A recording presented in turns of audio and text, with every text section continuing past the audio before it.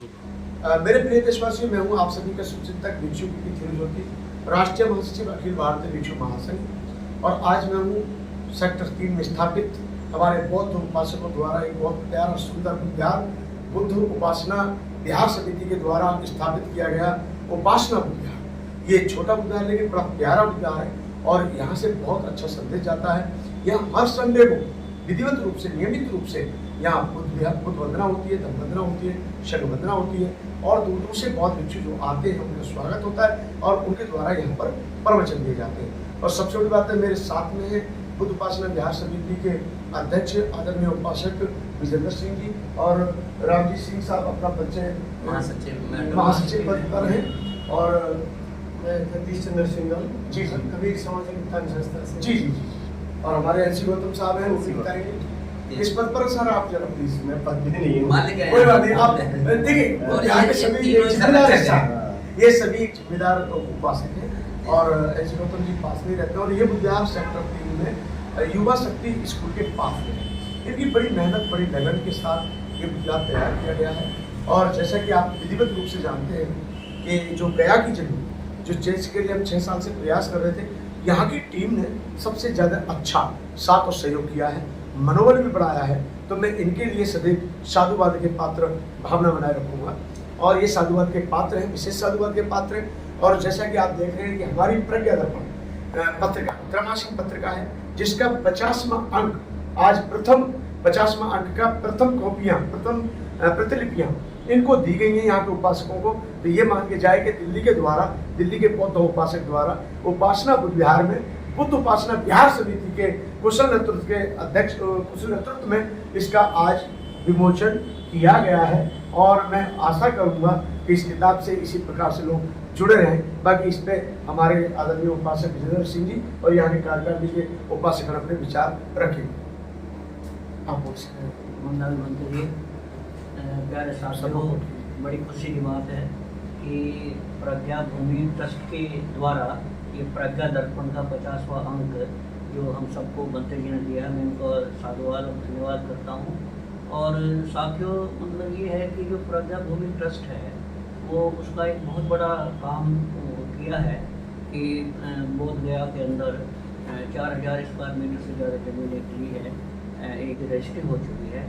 और हमारा जो अब आगे का प्रोग्राम ये है कि हम वहाँ एक इंटरनेशनल लेवल का बोध विहार बनाना चाहते हैं और बहुत सारी चीज़ें वहाँ होंगी, लाइब्रेरी होंगी, अमेरिका भवन भी होगा और लोगों को ठहरने की व्यवस्था होगी, सब वहाँ पर होगा। तो हमारे देश का नहीं था, तो वो एक बहुत बड़ा कार्य होने जा रहा है। और मैं अपनी टीम को बहुत धन्यवाद देता हूँ। करीब जहाँ तक मैं समझ आया 10 लाख के आसपास हम हमारी रोहिणी की टीम ने प्रज्ञा भूमि ट्रस्ट को जो है सहयोग दिया है, आर्थिक सहयोग दिया है और आगे देने का वादा है।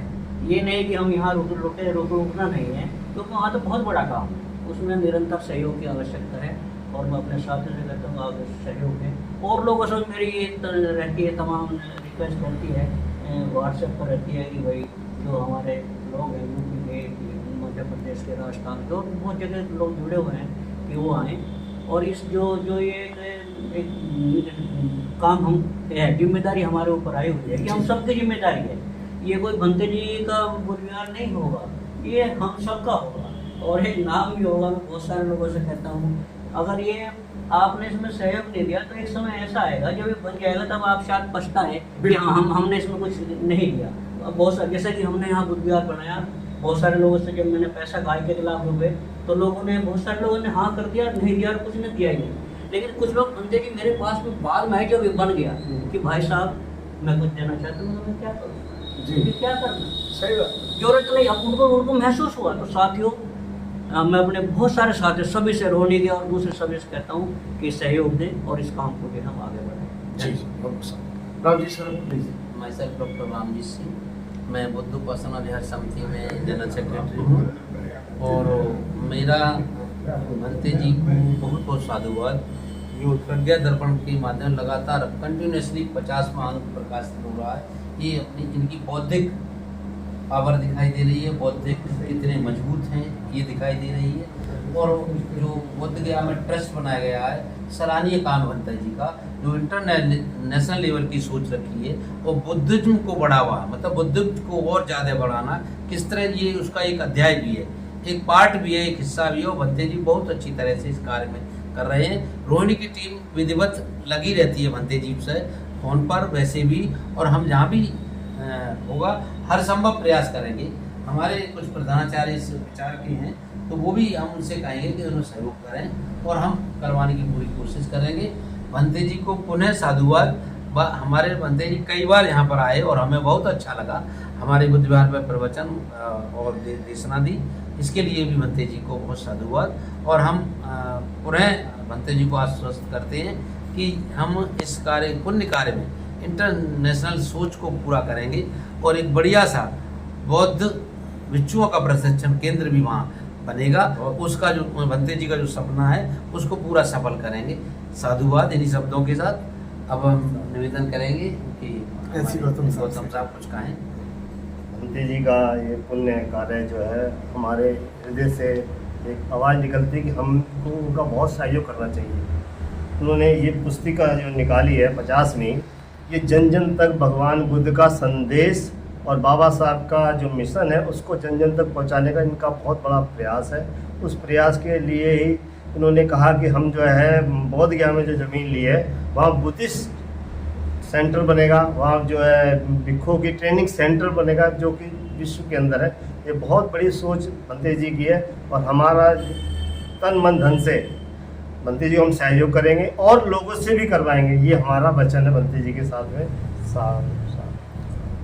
मेरे प्रिय साथियों, जैसे उपासकों से मैं ये बार बार कहता रहा हूँ कि बुद्ध उपासना विहार समिति सदैव बहुत ही सक्रिय रही है और उपासना बुद्ध विहार के जितने भी कार्यकर्ता हैं, पदाधिकारीगण हैं, जैसे मेन तौर पर आपने 3 पदाधिकारियों का अभी जिक्र भी सुना और उनके विचार भी सुने।